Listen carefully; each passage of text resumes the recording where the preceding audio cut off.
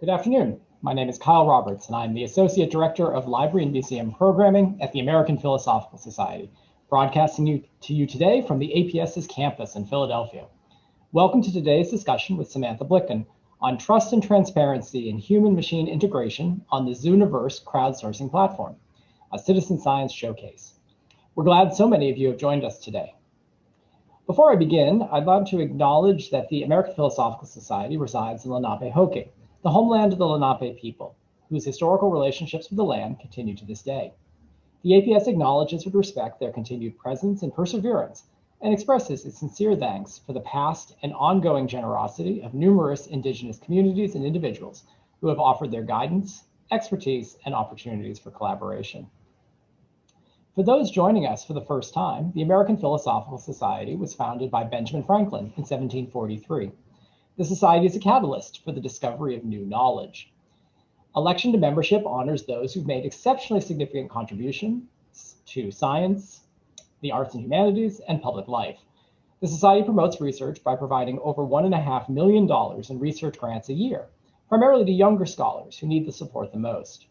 Our library, museum collections, and research centers serve scholars and visitors from across the globe. Please check our website, amphilsoc.org, to learn more about what we do and for news of forthcoming events. Today's program is part of an ongoing series of discussions highlighting citizen science projects across the nation, and it follows the Society's Spring Symposium on the promise and pitfalls of citizen science. Inspired by the Society's 2021 exhibition, Dr. Franklin, Citizen Scientist, the symposium explored understandings of citizen science over time, placing historical initiatives in conversation with present-day projects, as well as reflecting on the future needs and opportunities of the movement. Now, recordings from that symposium are now available for your viewing on our website and YouTube channel, and we'll put a link to that in the chat box. We encourage you to check them out. We're using Zoom webinar today, so not to worry, you have all been muted. If you have a question, please use the Q&A button at the bottom center of your navigation bar. You can type your question in there at any time. There will be plenty of time at the end of today's presentation for questions with our speaker. Finally, we are offering closed captioning for this presentation. If you'd like to use it during the presentation, please click on the CC box, again on that bottom navigation bar of Zoom. It's to the right of the Q&A button. And with that, I'm very pleased to introduce today's speaker. Samantha Blickhan is the humanities lead for Zooniverse and co-director of the Zooniverse team at Chicago's Adler Planetarium. Her duties include guiding the strategic vision for Zooniverse humanities efforts and managing development of new tools and resources. Now, these have been supported by funding from the Institute of Museum and Library Services, the National Endowment for the Humanities, the National Science Foundation, the American Council of Learned Societies, and the UK Arts and Humanities Research Council. She is currently co-investigator of the Collective Wisdom Project, which will produce an authoritative book on the state of the art in cultural heritage crowdsourcing in 2021. So coming up soon. Now I'm going to turn it over to our speaker.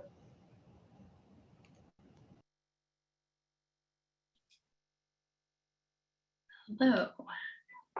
Going to share my screen.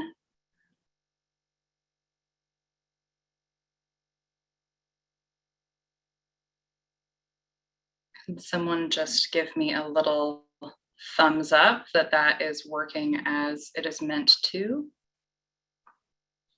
Okay. Great.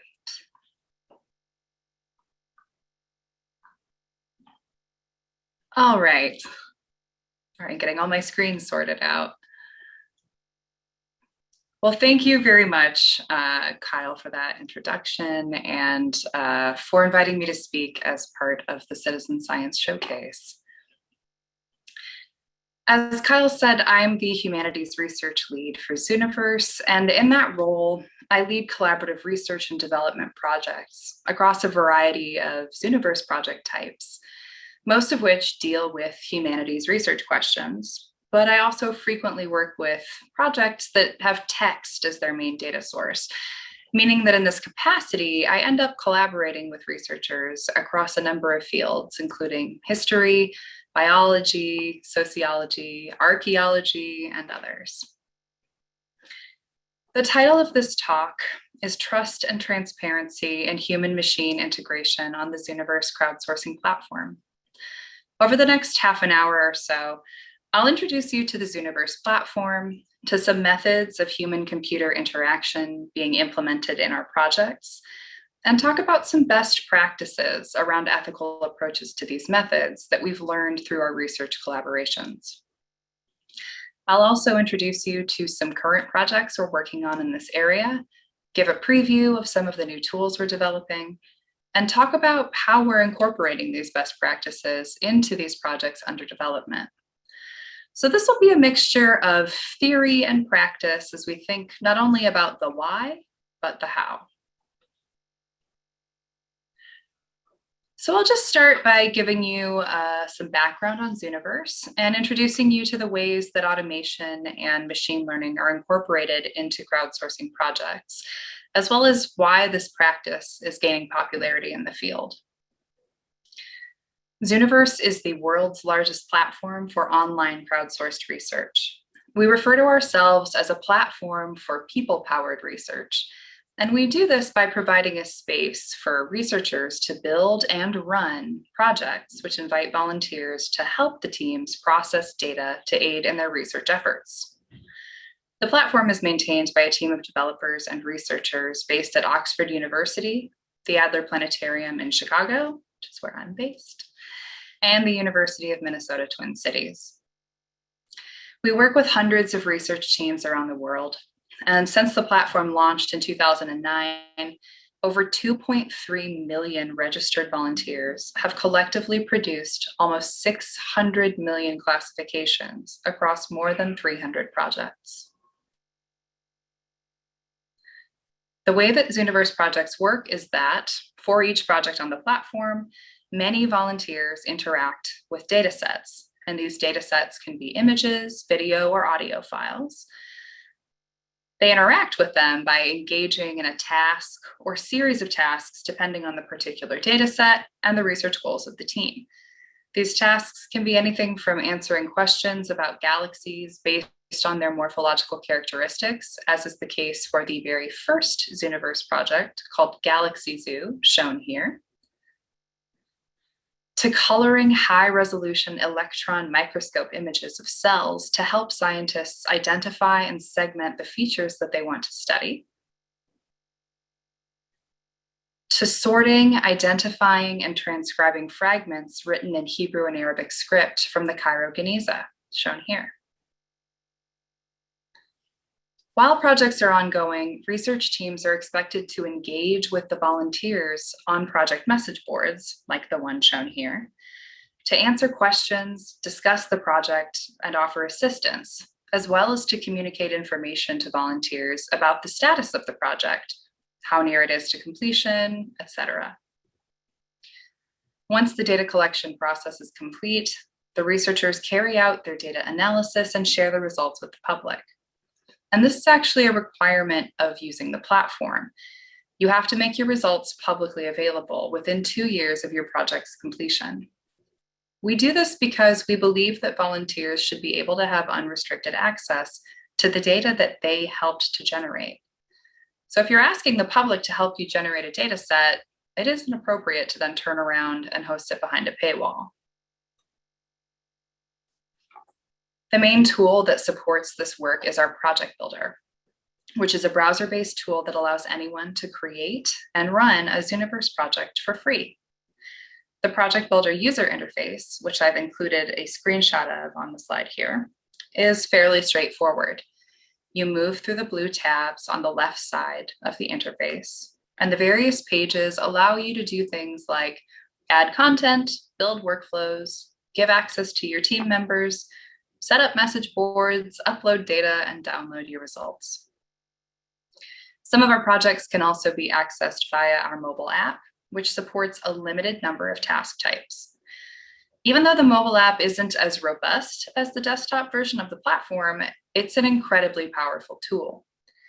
After its initial public release in July 2019, more than 30% of classifications across the platform came from the mobile app.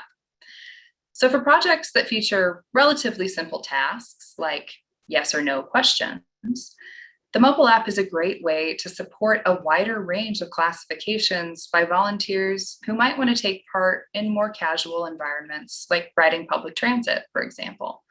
Whereas more complex tasks, like text transcription, still require volunteers to use the desktop version of the site. To date, more than 250 peer-reviewed articles have been published using data from Zooniverse projects. I've included the link to our publications page on this slide here. And that page includes a breakdown of the publications by project, as well as sections for meta-publications about Zooniverse or research into various elements of crowdsourcing, as well as published data sets of Zooniverse project results. So now that you have a sense of what exactly Zooniverse is, I want to talk about the relationship between machine learning and crowdsourcing. I've included just a few references here on which I've based the main content of this slide, including a review draft of the book that Kyle mentioned in his introduction. You can tell that was sent several months ago, and in the interim, as part of the Collective Wisdom Project, we did write a book. So there's a little plug to update the speaker info. Machine learning refers to the process of training algorithms to process data. Popular and successful machine learning techniques, particularly those involving deep learning, require training. And in order to train these algorithms, you need a large amount of human-produced information to use as training data. An online crowdsourcing platform like Zooniverse is a great source of huge amounts of human-generated data. A major reason for incorporating machine learning into data processing is speed. A second reason is scale, which tends to go hand in hand with speed. For some projects, this really isn't an issue. If you're working with a set of 5,000 images, you don't really need to train a machine to process that. You can likely finish it in a matter of months or even weeks just via crowdsourcing, depending on the complexity of the task and the size of your volunteer community. However, if you have 500,000 images to process, you have to start thinking about the sustainability of your project. In particular, the labor that goes into maintaining the project and being present on message boards, as well as possibly even risk of volunteer attrition due to people getting bored or simply wanting to spend their free time doing other things. The final point on this list here is lack of bias, but I've put an asterisk there because I want to clarify that the so-called lack of bias is a bit of a misnomer, as you have to take into account any human bias introduced by the training data that you've used. The other side of this conversation is to consider what unique characteristics humans bring to the process of classifying data. Even if you have high-quality training data to work with, it's important to consider what you might lose by automating these processes, even as you gain speed and scale. The main affordances that humans bring to this type of effort is the ability to recognize details outside the boundaries of what automated processes have been trained to do. Automation comes with a set of guidelines. Training a machine to recognize certain features in an image can be very effective, but we can lose opportunities for the spontaneous discoveries that can bring some of the greatest and most powerful moments of delight in public crowdsourcing projects. There are many examples of this type of unexpected or serendipitous discovery across a number of projects that have run on the Zooniverse platform. But one of the best known examples is the green peas. When researchers started Galaxy Zoo, the green pea galaxy wasn't part of the taxonomy of known galaxy types and wasn't something the research team were even looking for in the project. But in 2007, a Galaxy Zoo discussion thread was started on the message board called Give Peas a Chance, with a small collection of galaxy images from the project, which contains small pea-type green blobs in the background, like the ones shown here. Soon, other volunteers had contributed to that discussion thread more than 100 images containing these green background blobs. And that set off a whole new area of research, leading to our current understanding that these green peas are small, compact galaxies, much smaller than our Milky Way, and among the most actively star-forming galaxies in the relatively local universe. This discovery was able to occur for two reasons. First, that curious volunteers saw something out of the ordinary and shared it with one another.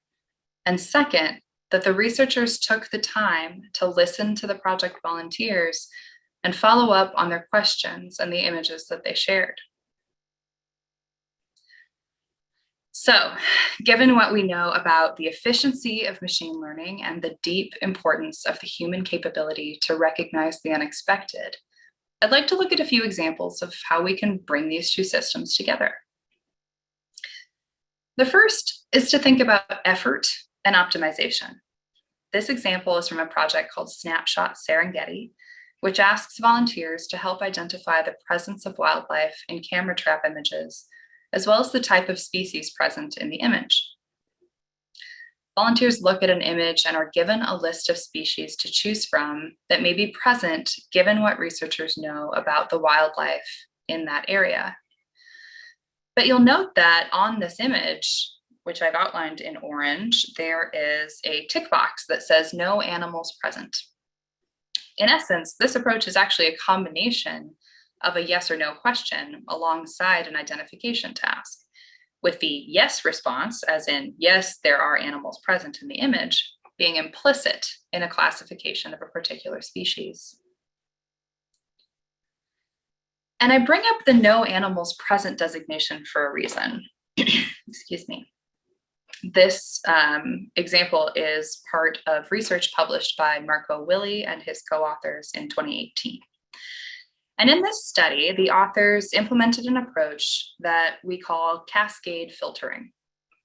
They used the Zooniverse mobile app to set up a workflow which first asked simply whether or not the image was empty, with the goal of removing the empty images from the project. For the purposes of this explanation, empty means no animals present. The images classified as not empty were then sent to a workflow asking whether or not there was a vehicle in the image, with a similar goal of removing the images with vehicles. And for both of these question types, images were considered complete if the first two volunteers to respond to the question agreed with one another. So if the first two volunteers to respond to the empty or not question said that the image was empty, it was considered complete and removed from the project. Same for the vehicle or not workflow. The remaining non-empty, non-vehicle images were then sent to the original survey task workflow shown on the previous slide. And those required 5 volunteer classifications to be considered complete, regardless of their response. The introduction of a machine learning model into this process allowed the team to compare machine predictions of an image's classification with those made by volunteers.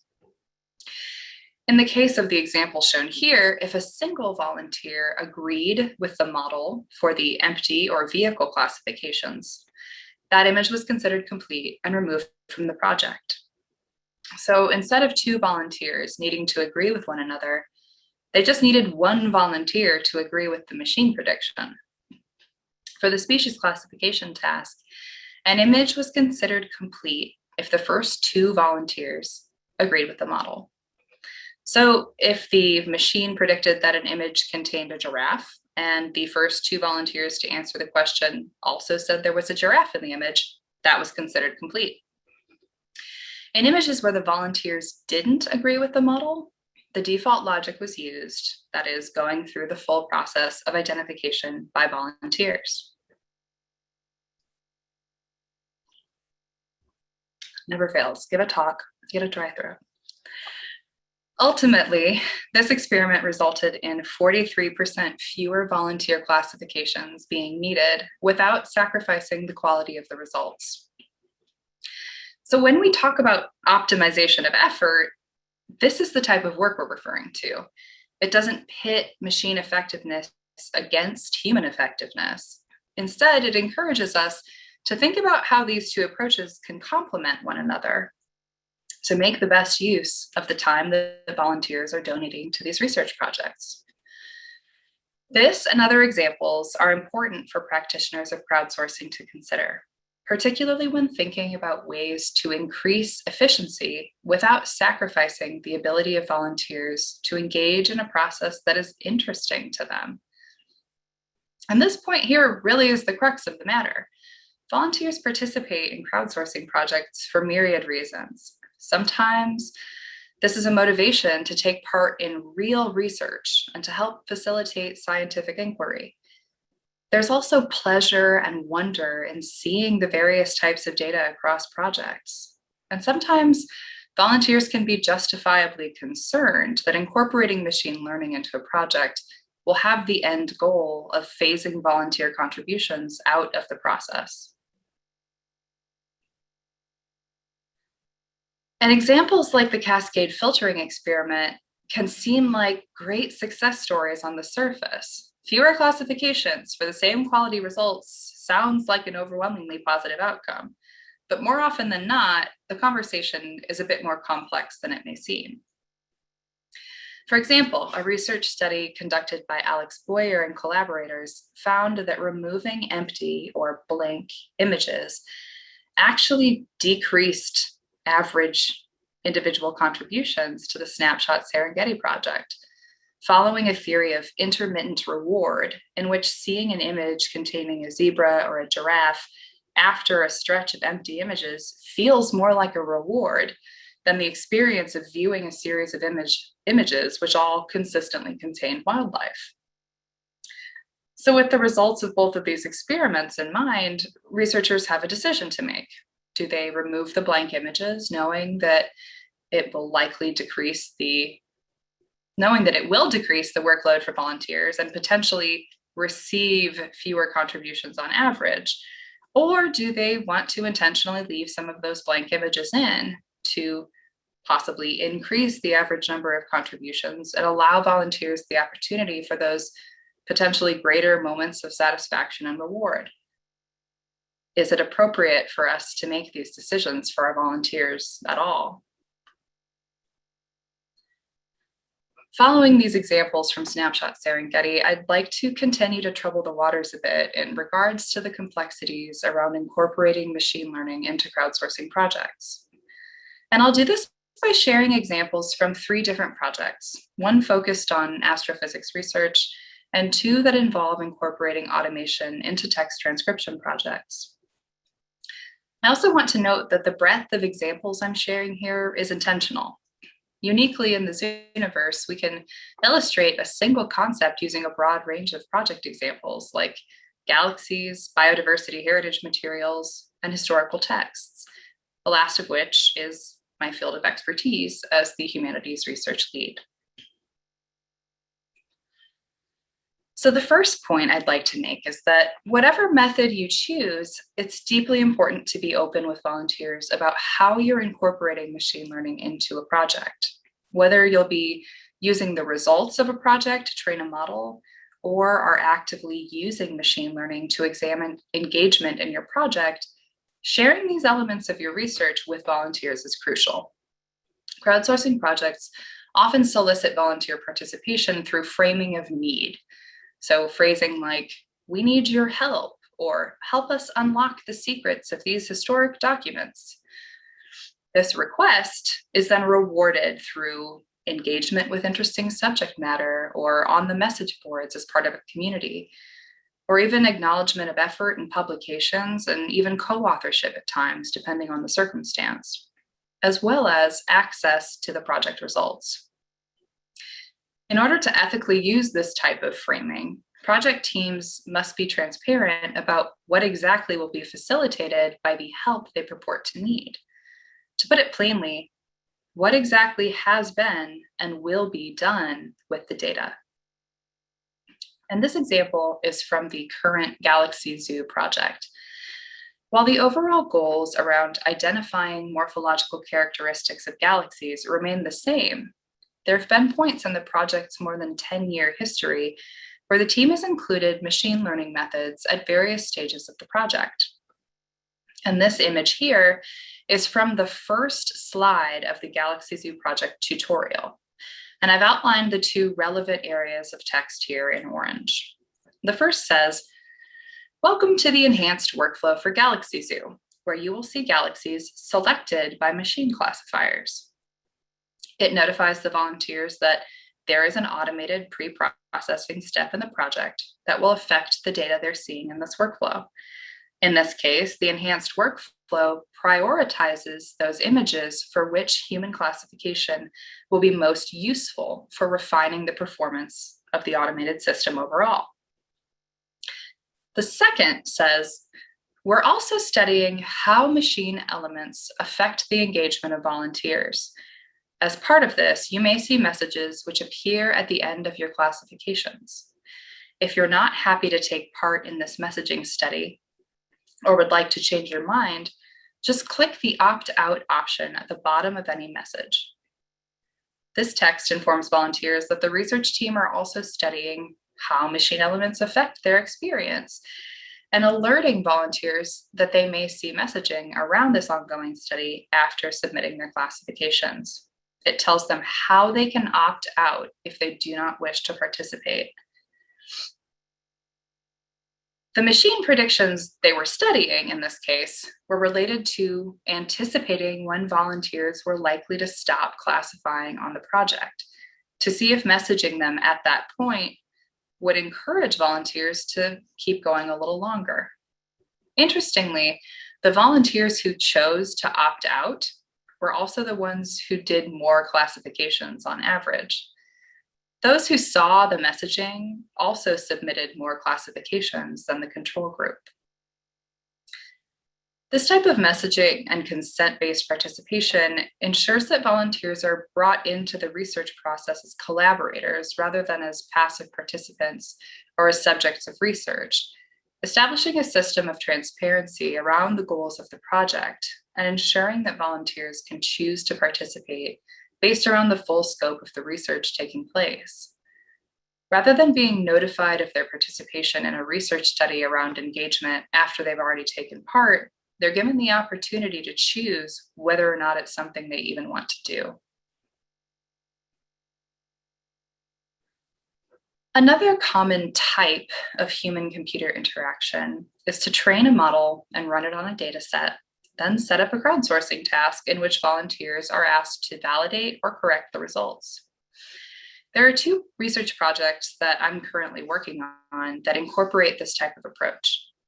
Both deal with text transcription, though the goals are slightly different.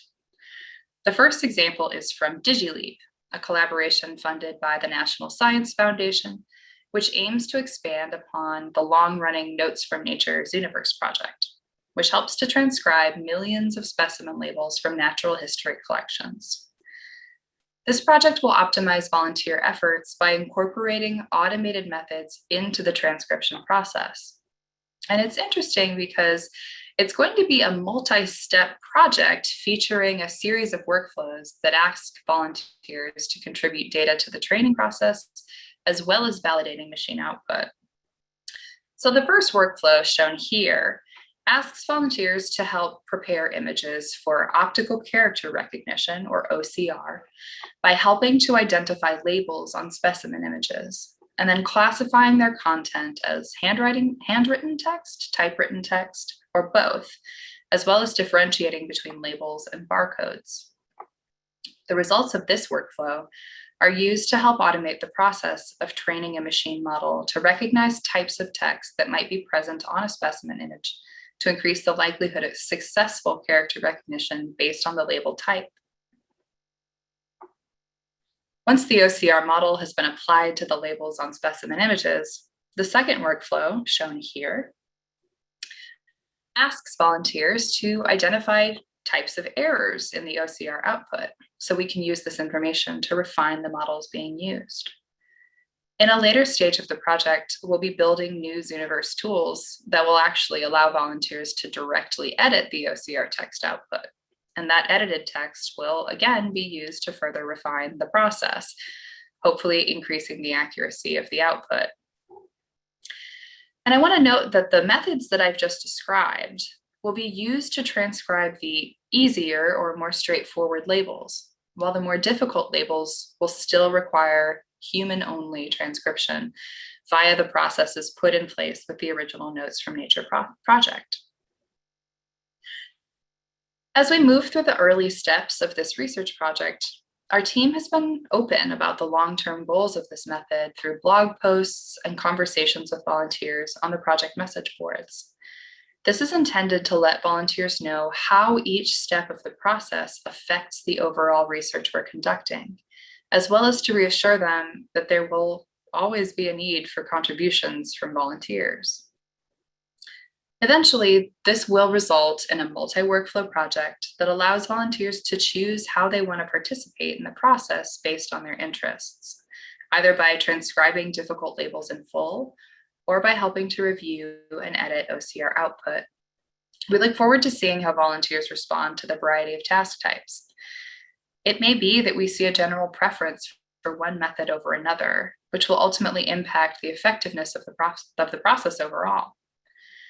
Building new methods for incorporating automation into a project may sound effective from the perspective of practitioners with a focus on data and output, but if it results in a poor experience for volunteers, it will ultimately have a negative impact on the project overall. The final example that I'll share today is very similar to the DigiLeap project, but involves working with handwritten text only. And this is a project I'm working on in collaboration with Ben Wiggins and Suhail Al-Nahari from the University of Minnesota, called Optimizing Crowdsourced Transcription Using Handwritten Text Recognition. It's supported by a digital extension grant from the ACLS. And this project aims to create a prototype for uploading machine transcriptions into Zooniverse projects, thereby allowing volunteers to validate and edit the machine-generated transcriptions. So this method, differing from DigiLeap, will use newly developed tools for collaborative text transcription, which allow volunteers to see and interact with transcriptions provided by others. In this transcription method, the first volunteer to see an image in a project needs to underline and transcribe each line of text, while subsequent volunteers can use a drop-down menu shown here to agree with or edit previous transcriptions or type in their own. The intended prototype, in which we first upload machine-generated results, would essentially remove the need for a first transcriber to underline and provide that initial transcription, allowing volunteers to skip directly to the review step. As is the case with the DigiLeap project, we acknowledge that for some volunteers, this experience may not be as rewarding as transcribing entire documents from scratch.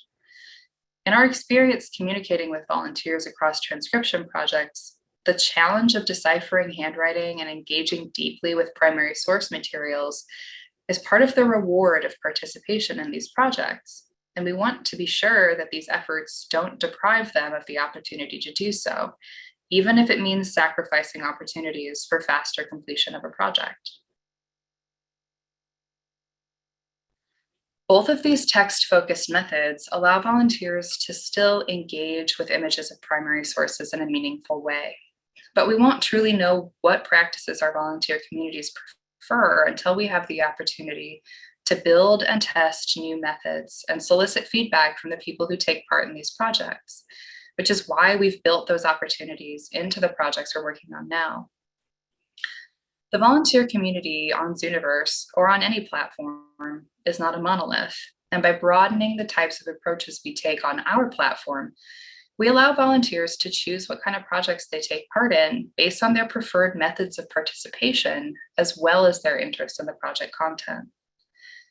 Additionally, by incorporating diverse approaches to crowdsourcing on the platform, we can model a broad approach to online volunteer engagement that includes community preference as a consideration for those creating projects, alongside the views that we have traditionally prioritized in the field, considerations such as output, data quality, and other metrics that are largely more focused on the institution rather than on the participants. This work will help teams to approach the act of creating a crowdsourcing project with the needs and preferences of their community in mind, acknowledging that the design choices they make will affect who chooses to take part in their project or who is able to take part in their project. Ultimately, the purpose of this talk and the research efforts that I've described today is to shift the conversation around machine learning and crowdsourcing away from a sole focus on questions of data quality and outcome that are currently dominating the conversation in the field. Crowdsourcing is a powerful tool for data processing, and machine learning can be a mighty ally in this work. But we also need to consider the human cost of technological advancement as we explore these possibilities and allow these technologies to serve our stakeholders as well as our data. Thank you.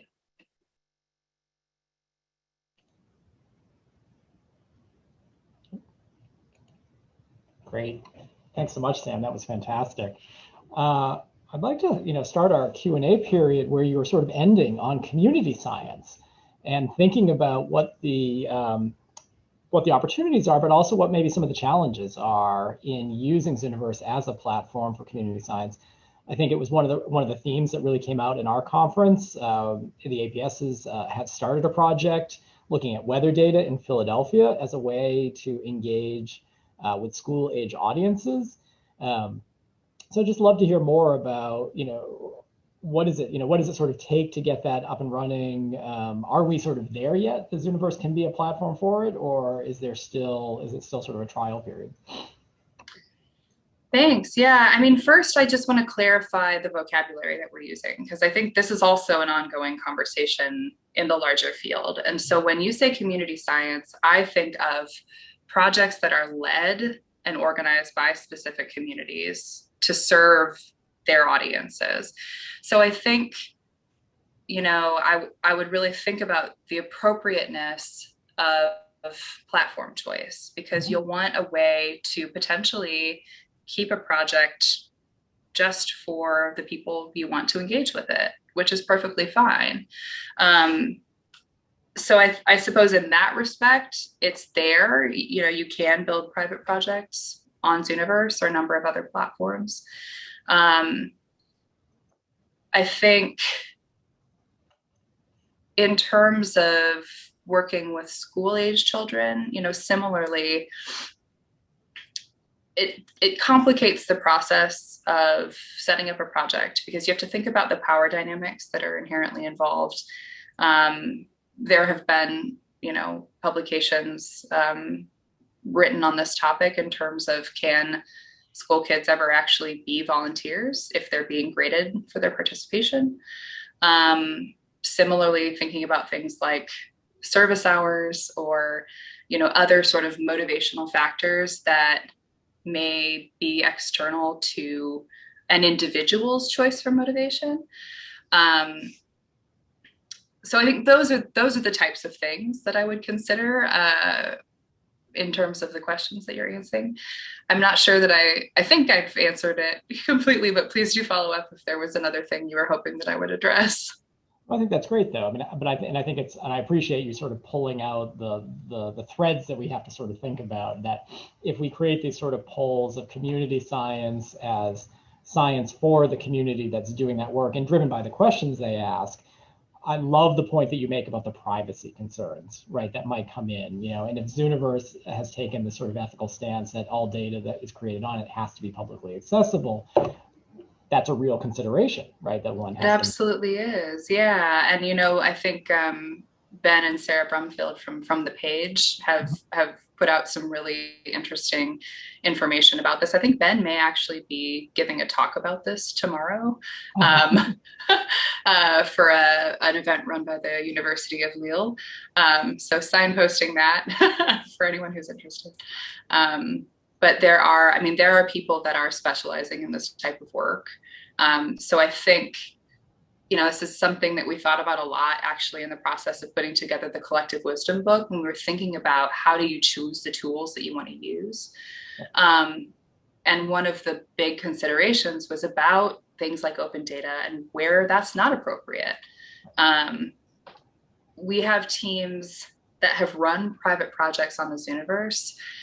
And in those situations, it's okay not to share your results. When we talk about requiring people to publish open data, that actually applies to projects who have gone through our process of beta review and applied for a public launch. So it's a slightly different use of the platform, because it's at those points that we are actually getting involved in their team. We're doing internal review, and then they go to a volunteer beta review as well. So I think it just sort of slightly depends on how you're using it. But at the same time, we don't have, we have a public API. So if data privacy is truly a concern, again, it may be that you want to look somewhere else as well. But I think the point to make overall is that the idea of the size of a crowd, or the idea of, the ease of use of setting up a project, while those can both be highly motivating factors in choosing the platform you want to work with, it's really integral to think through that entire sort of project life cycle, so you don't run into issues after you've already collected your data, or your volunteers have actually devoted time and effort to generating something. So we want to look ahead to avoid surprises. Very wise. And so you pointed this, for the first question that we have here in the Q&A, you pointed to two sort of foundational elements of your sort of ethical policy, right? So open data, questions of consent. Are there other ethical rules that Zooniverse requires projects to adhere to and I won't put words in your mouth, but one can imagine different types of projects you might not allow, for example? Yeah, so I suppose there are some straightforward answers here, and then there are some that are a bit more in a gray area, which I'll delve into as well. So, our user agreement policy for the project builder, it's pretty limited, but the big points in that space, other than the open data policy, are you have to have the right to use your images on the project, and you can't upload content that contains hate speech or is discriminatory in any way. So those, really, in terms of our policy, it's very simple. We work with projects around the world, so it's hard to set up, I think, more difficult policies or more specific policies, because we want to make sure that we're not inadvertently catching people in specific locations based on internet policies, like, for example, the GDPR in Britain. We also, when we review projects, we really think about the type of work that's happening and whether or not that engagement piece is going to happen. So one project type that we're noticing is we're getting some more requests for involves basically projects where you're doing an experiment on your volunteers. You're trying to get a sense of how much they know about something, or their preference around particular, or their emotional responses to particular pieces of data. I won't speak for the rest of my colleagues. We've had some really interesting debates about the use of results in terms of, making large data sets with this information open. My personal thought around this type of project is that if you are experimenting on your volunteers, they're not volunteers, they're subjects. And there are actually methods put in place to recruit subjects for studies, and they usually get paid for it. Depending on the breadth of this, the scope of the study you're doing, that's not always possible. But I do think it's important to push back a little bit, because this isn't a platform for sort of captive audiences who are going to give you the data that you need. we want to give them opportunities to drive some of their own questions as well. And these message boards are the way we do that, via hashtag use or situations like the green peas.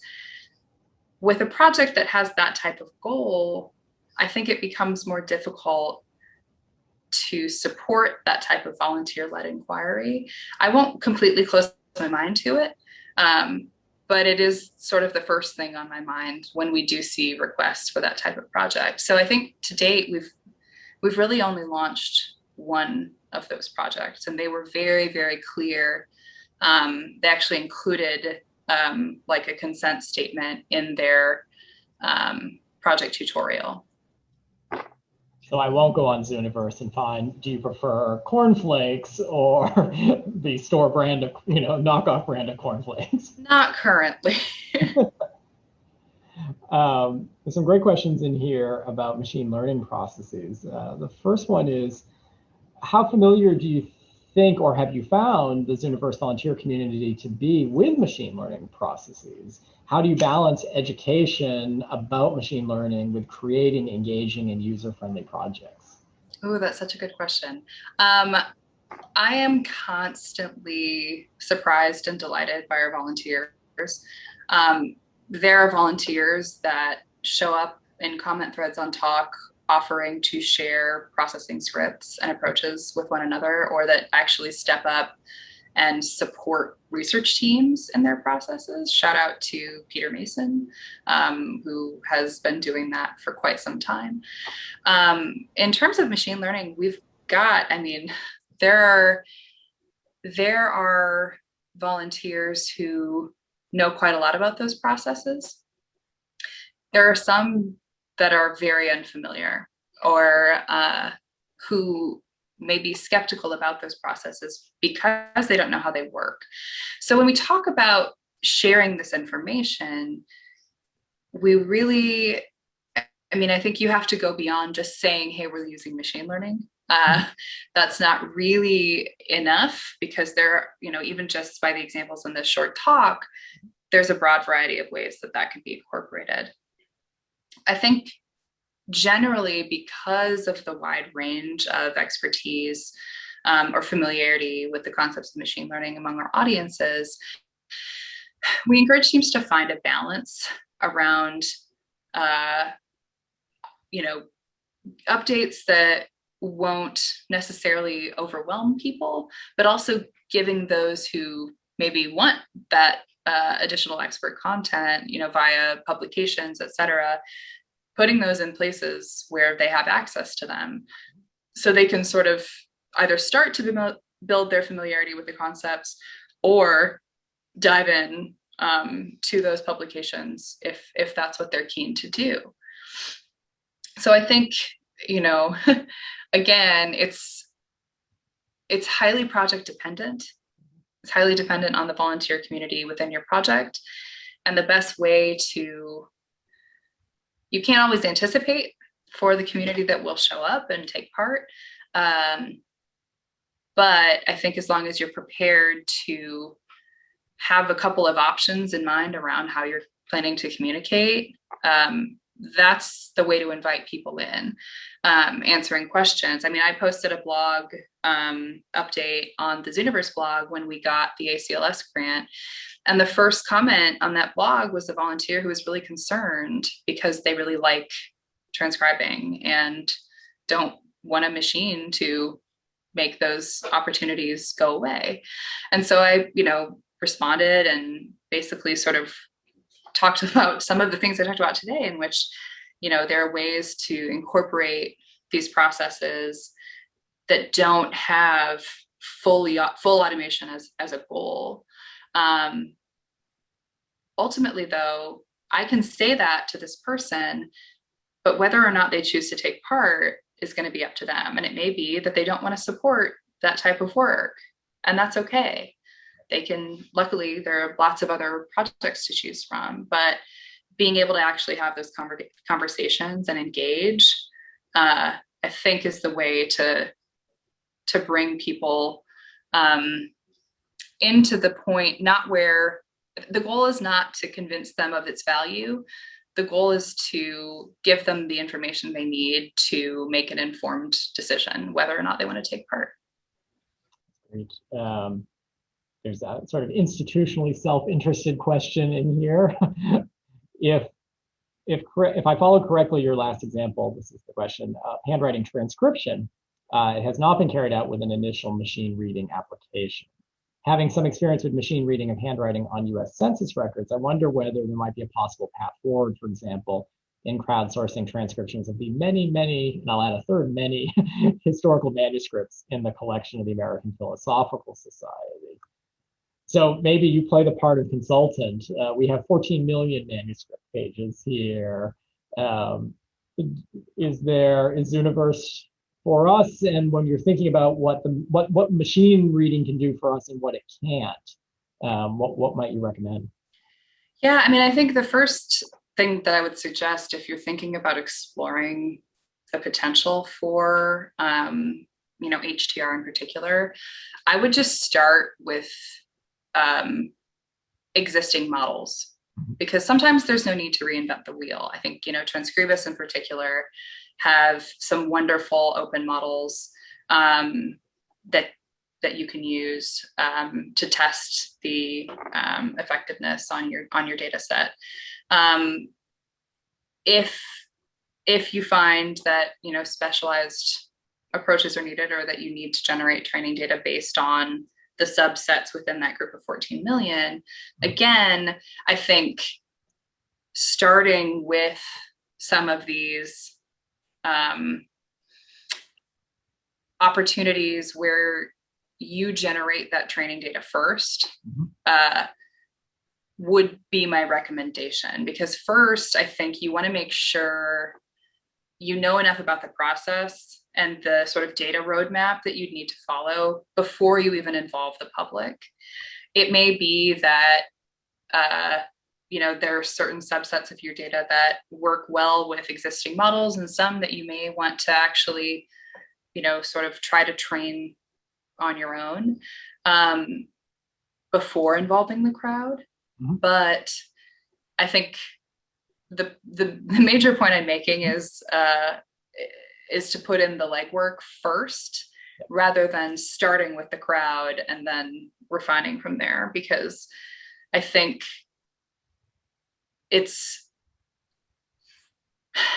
fine to do experiments and tell your audience that that's what you're doing and that you're figuring things out.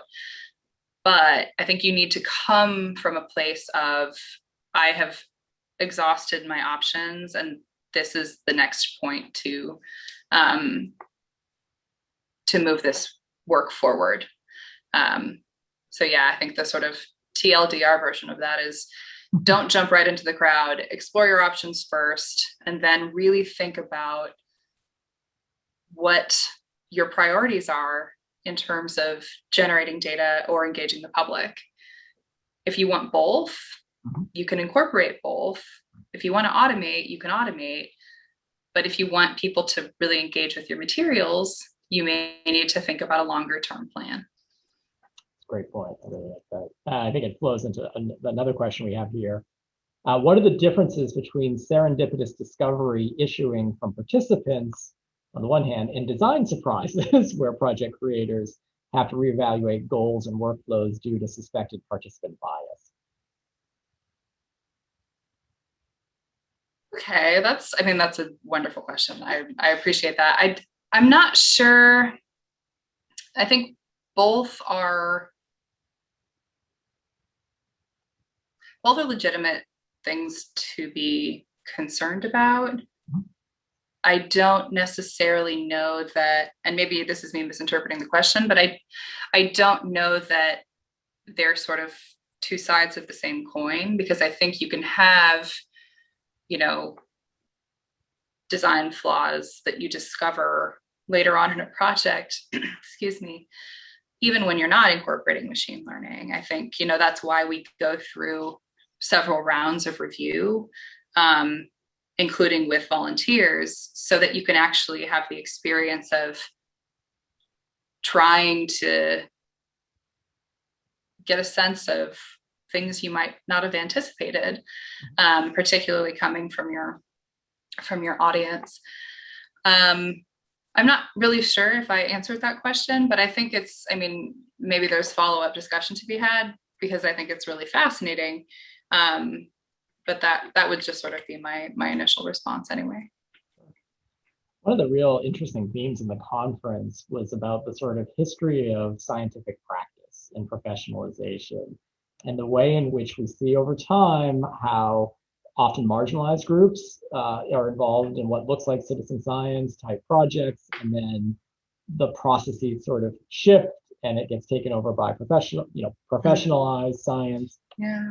Are you issuing in a new threshold? Is there a way that, I mean, the amount of data that you've been able to facilitate and the engagement with that data is so impressive. Do you think scientific practice is potentially changing as a result of this platform?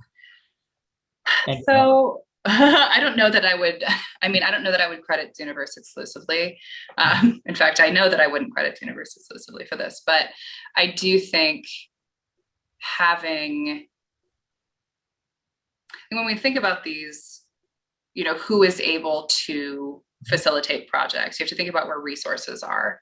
And, one of the things that we've been prioritizing is how to make tools accessible to people who may not have resources at their disposal, or less resources than someone who's at a major institution might have.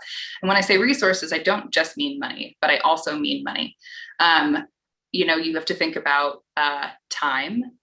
If somebody's working a full-time job in addition to running their passion project, they're going to have a harder time than someone who has funding to buy some of their time out and be able to carry this project out. We have to think about,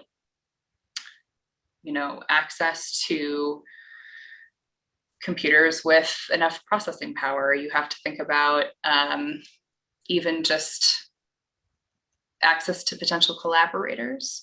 So if I'm very keen to, run a project and I have a certain amount of knowledge about building and running projects, but maybe I don't have quite as much information about processing the data, that's where, big community spaces, we have a whole talk board for project building, which is where those instances where volunteers sharing scripts or even offering to sort of jump on a Zoom call and talk somebody through a process. I think that type of facilitation, to me, is the major strength of the platform, because I think you can build a lot of tools and have that sort of, if we build it, they will come mentality. But unless you're actively thinking about what it takes in addition to those tools, you're not actually facilitating that work. And there's stuff we can do better for sure. We've certainly got a long way to go. It'll really be fascinating, and I'm sure I think the decade plus that Zooniverse has been running, and the decades to come, it'll be fascinating to see the way your workflows and your models and your ethics also have a ripple effect, right, onto other forms of scientific practice. Where data sets don't just get sort of locked away in the archive, or sit on somebody's hard drive, right, and aren't. Or whether we realize we need to change policies too. I think that's also very much, this has been a talk where I've shared a lot of what we have found to be effective.